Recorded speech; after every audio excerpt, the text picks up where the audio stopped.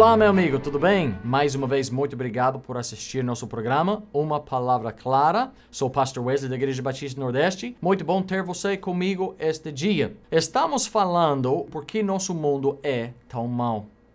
E nós temos falado sobre algumas coisas grandes, pensamentos principais, mas eu gostaria de tentar animar, orientar as pessoas através de uma passagem, uma parábola, na verdade, que conta a história de uma pessoa que tinha vida boa e, pelas decisões dele, arruinou sua própria vida. Mas depois a vida dele voltou a ser uma vida boa. E eu espero que a história dele pode ser um ânimo para alguém que está me ouvindo agora. Porque não importa que tão mal sua vida está agora, não importa que tão difícil, não importa se for pela sua culpa, que a vida é complicada. Sempre temos um jeito de voltar para Deus e Ele pode consertar, Ele pode nos levantar, Ele pode nos vivificar. Vamos ver sobre o exemplo de um homem jovem, em Lucas 15, como a vida dele passou de bom para mal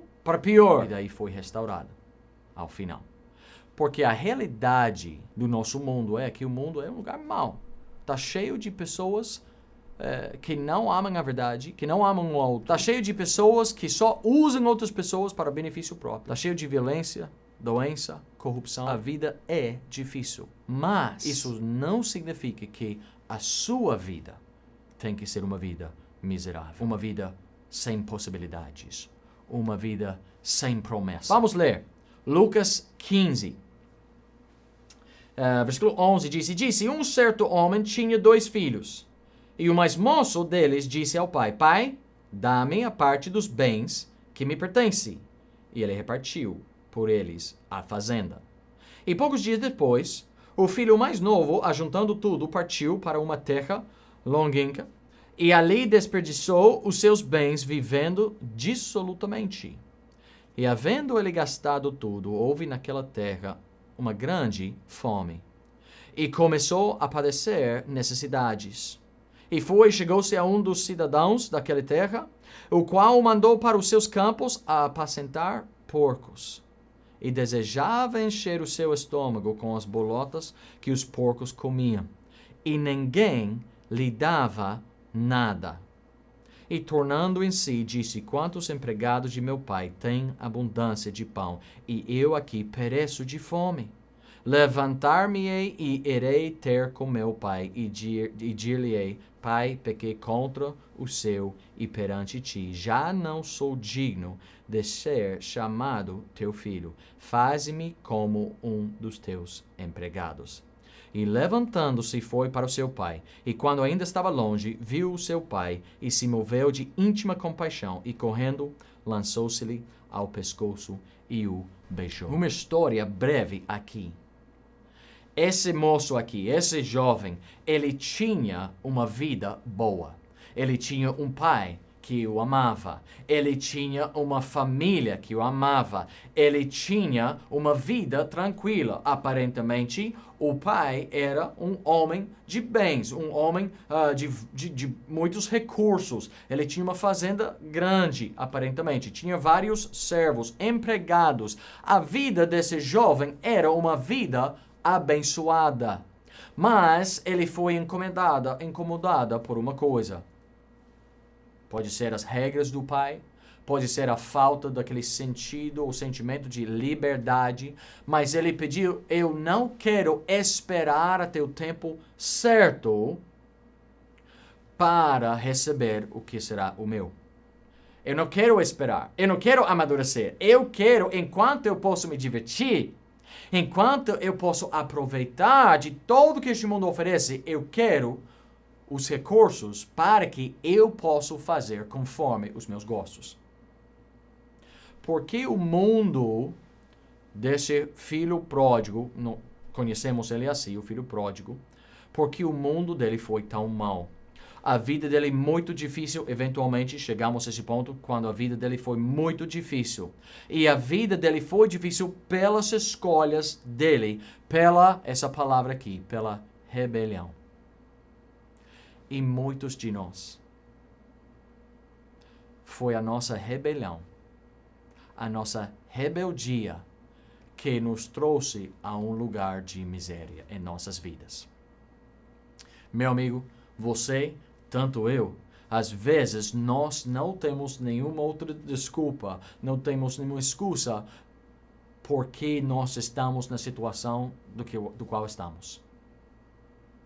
É porque nós queríamos fazer algo que todo mundo nos avisou, que os nossos pais já nos avisaram, que um pastor ou um avô ou alguém nos disse, filho, amor, esse não é o caminho. Eu acho que você não vai gostar. Você não está pensando no que vai suceder. E várias pessoas nos avisaram, mas continuamos endurecendo o pescoço e rebelamos contra a verdade, contra os conselhos sábios e dizemos, não, eu vou fazer do meu jeito. Às vezes a pessoa diz, espere, meu filho, não é o tempo de se namorar agora.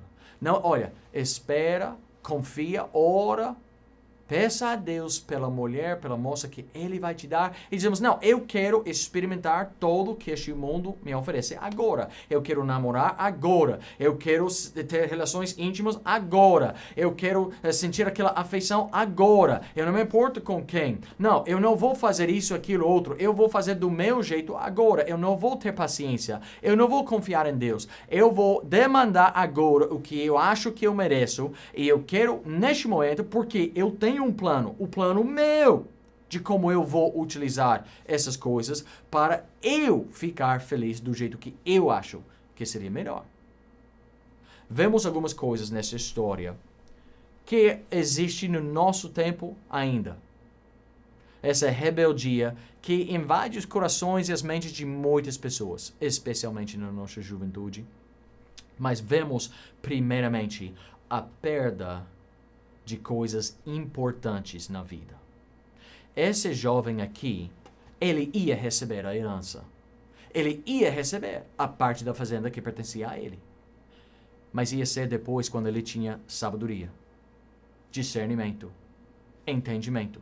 Depois de uns anos de trabalhar ao lado do pai e ver como a sabedoria lhe convenia. Ele, em lugar de esperar sabiamente, em lugar de ficar contente no estado ou no momento daquela época de vida, ele ficou impaciente, ele ficou arrogante.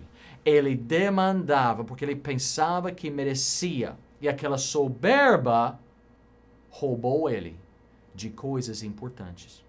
A impaciência, aquela soberba e arrogância, roubou ele de experiência, de sabedoria, de contentamento, de segurança.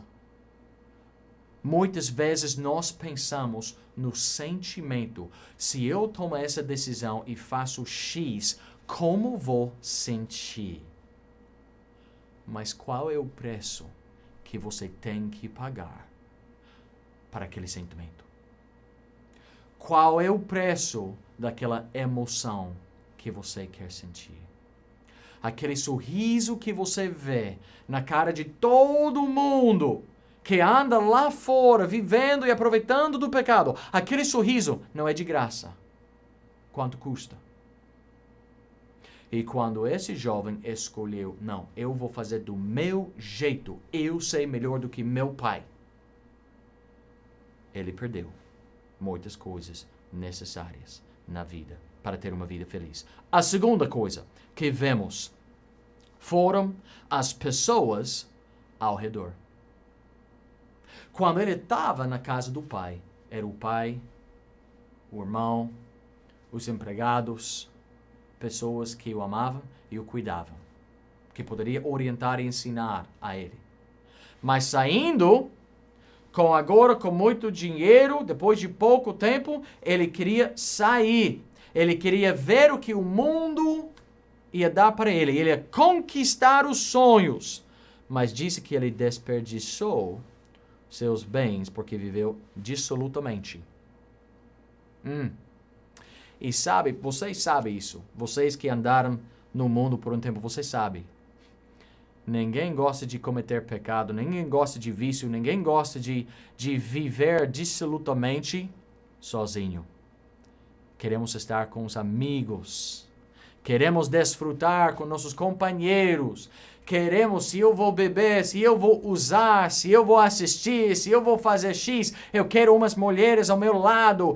Se eu vou participar naquela balada e festa, eu não quero chegar sozinho, eu vou estar com pessoas e eu vou fazer qualquer coisa que preciso para que eles fiquem felizes comigo, para que eu possa ter amizade e experimentar todo junto com eles e vamos agora ser companheiros, vamos ser sócios, vamos ser parceiros, vamos ser amigos. Vamos ser o brother, como todo mundo diz. As pessoas ao redor identificam muito para você. Se Deus tirasse todos os recursos, todos os bens da sua vida agora, quem ficaria com você? Eu dou graças a Deus. Meus pais não foram perfeitos, mas eu sei se eu perdia todo neste mundo, meu pai, a minha mãe, estaria ali comigo. Dou graças a Deus por uns amigos de verdade, em verdade, que se eu não tinha nada para oferecer a eles, mesmo assim, são meus amigos, de verdade. Você tem pessoas assim na sua vida? Esse homem, enquanto ele estava gastando, desperdiçando o dinheiro e aproveitando de tudo, houve pessoas que iam ajudar ele. Vamos experimentar isso. Vê essa coisa aqui. Você nunca experimentou essa aqui? Você tem que tomar e ver como seu corpo se sente. Você nunca imaginou? Você vai gostar. Sim. Enquanto eles podem chupar de você e usar você, são seus melhores amigos. Mas quando acaba tudo, quando já você gastou tudo, como versículo 14 diz, havendo ele gastado tudo, naquele momento, muitas pessoas, daí eles não vão ter mais tempo para você. O sorriso já vai embora. E daí vem o sofrimento e a solidão. E a realidade chega, cobrando juros também. Tempo atrás, meses atrás, anos atrás, pensávamos que a rebeldia nossa ia nos fazer felizes e livres. Mas depois a realidade chega e nos cobra muito caro, com juros, aquela rebeldia do nosso passado. E agora que? Sempre uma grande fome chega. Sempre vai chegar o dia quando padecemos necessidades. A festa não continua para sempre. A bebida que te faz feliz e você está dançando e balando e dando risada e todo. O dia seguinte, quando você acorda, como você se sente?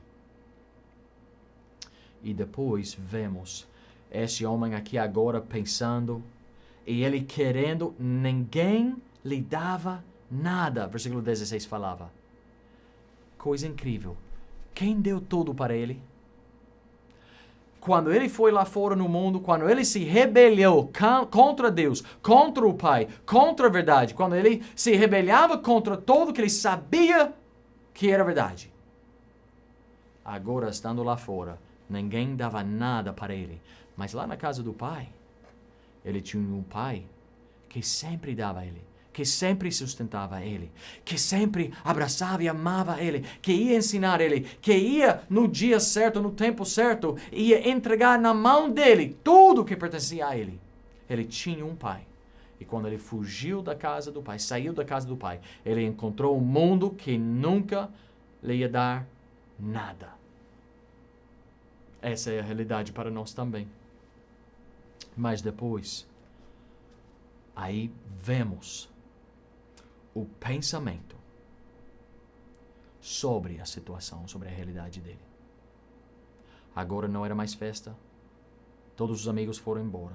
E ele está comendo com porcos, tentando roubar os porcos de uma comida para ele não morrer de fome. Que vida miserável. O fim do pecado sempre é a morte, a miséria, a pobreza. O pecado te promete uma vida de riqueza, mas só te dá pobreza, o pecado sempre nos prometa uma vida feliz, mas só traz choro, pranto, tristeza, quebranto de coração. Essa é a única coisa que o pecado realmente tem em estoque. A felicidade e contentamento e gozo e alegria verdadeira no mercado do pecado sempre está fora de estoque. E o pensamento dele agora: em qual situação eu me encontro agora? Que é isso? Os servos que nem são filhos, eles não foram amados como eu, eles não foram valorizados como eu, eles não foram apreciados como eu, mas até eles, o mais baixo deles, o menos importante deles, tem uma vida muito melhor do que eu tenho agora. Se eu poderia voltar à casa do meu pai e ser o menor servo, o menor escravo, o menor empregado, minha vida seria muito melhor do que é agora. Sabe que? Eu preciso voltar para o Pai. E o pensamento, quando saímos da casa do Pai, é: agora vamos finalmente, realmente, vamos viver agora. E depois a realidade nos joga no chão, nos apanha feia. Daí o pensamento vem: eu lembro como a casa do Pai está. E daí vemos depois o processo de reconciliação. Aqui vemos um processo. Ele diz: sabe que se eu vou para a casa dele agora, eu posso me arrepender, eu posso falar a verdade, posso pedir perdão e eu posso servir como empregado e viver tranquilo. O pai, ele não sabia, mas o pai estava esperando a volta dele. O pai estava desejando a volta dele. E no dia que viu seu filho pródigo de longe, ele não esperava o filho chegar. Ele corria para o seu filho e o abraçava e beijava. Pastor, por que o mundo é tão mau? Meu amigo, muitas vezes nós temos nos desviado e afastado da verdade, da palavra de Deus, da justiça, da santidade, da moralidade, e pensamos que vivendo conforme as nossas concupiscências, a nossa rebeldia, os nossos apetites carnais, nossa imaginação perversa, que fazendo qualquer coisa que entra na mente, isso me deixaria feliz.